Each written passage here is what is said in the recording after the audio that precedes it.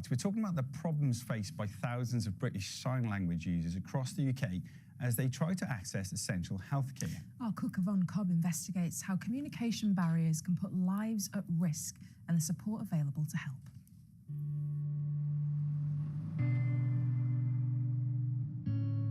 If you're not familiar with British Sign Language, or BSL, you may assume my movements with my hands match exactly to the words that you're hearing, when in reality it's not. BSL has its own grammar, word order, placement and structure, using facial expressions, mouthing, head, shoulder and hand movements. This can be a huge problem when essential services like health or social care are mainly communicated in spoken or written English. People who use sign language will struggle. This has an impact on their health outcomes, and they can be treated unequally and their lives can be put at risk. Now I'm here to meet Kate to tell me about her story.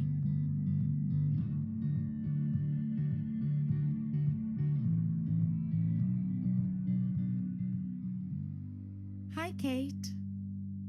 So tell me what happened to your dad. So back in 2022, my dad was experiencing floaters in his vision, and he went to a high street optician's and asked for an appointment, and he asked for an interpreter to be present because he was a BSL user. They declined and said they wouldn't provide an interpreter for him.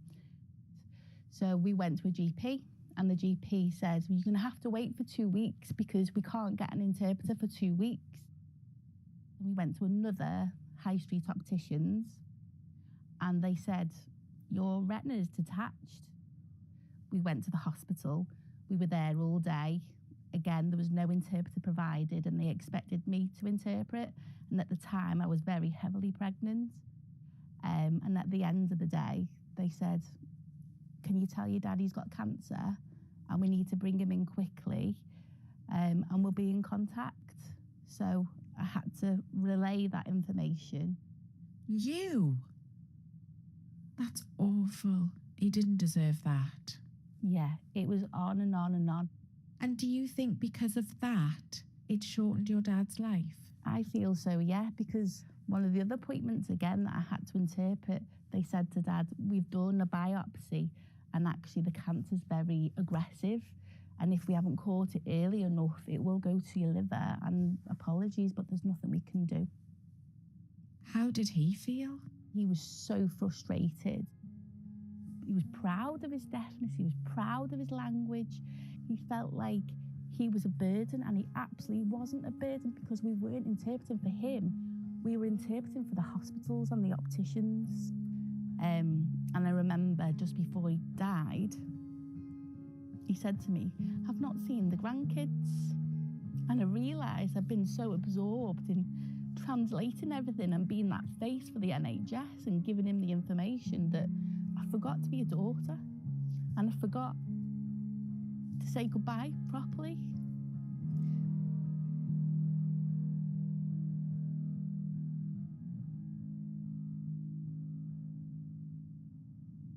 Back in 2016, the AIS Accessible Information Standard was rolled out.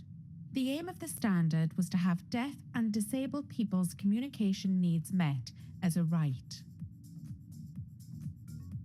I'm speaking with Lucy Warnes, Chief Executive at SignHealth, to find out more.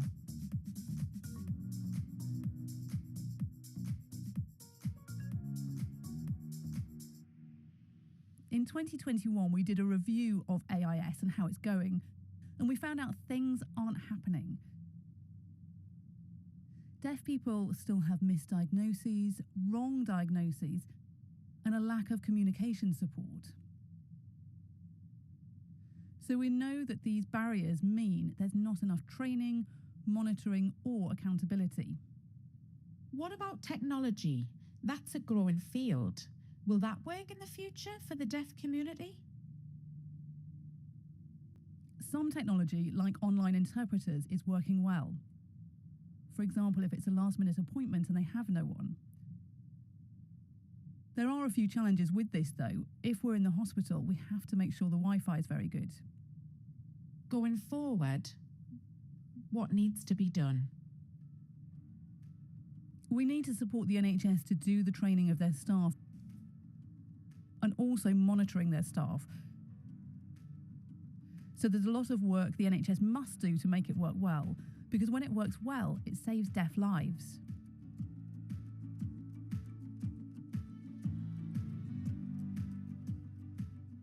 It is clear when we see the healthcare system that deaf people are at a great disadvantage.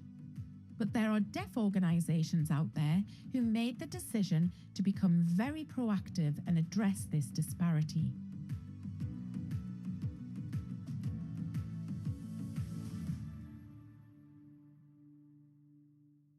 My name is Claire Adshead. I'm the project manager for Deaf Cancer Support Project. So what has been your experience of research over other projects and how they've managed? What do you see happening so far? We identified there are gaps that need filling. We realised there are limited resources for deaf people linked to health. So we try to fill those gaps and provide deaf-friendly resources that support them. We have a team of volunteers that offer a range of things, and they're able to offer one-to-ones, basic listening services, and signposting to different resources that can also help. Also buddying up with patients for hospital appointments. Your approach is so personalised.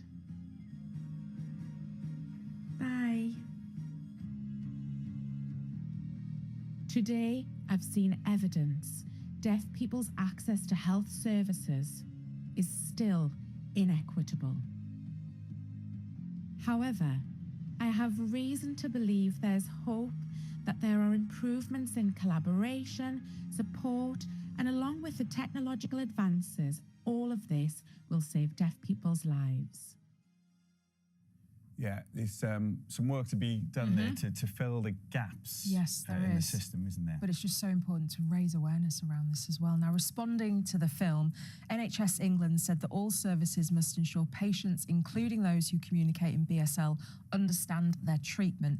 It is working with the Department of Health and Social Care to develop standards for accessible information. And the Association of Optometrists said opticians should consider reasonable adjustments for BSL users, which may involve asking a friend or family member to provide ad hoc interpretation. However, it said that many opticians, being small businesses, struggle to meet the cost of providing interpreter services face-to-face. It said that some local health commissioners have a BSL service that is available to opticians, but that it is not currently universally available. It said it would welcome funding and the opportunity to work with the NHS on a national BSL service. We're talking about the health of your finances now after the Chancellor's spring statement yesterday. If you're confused about what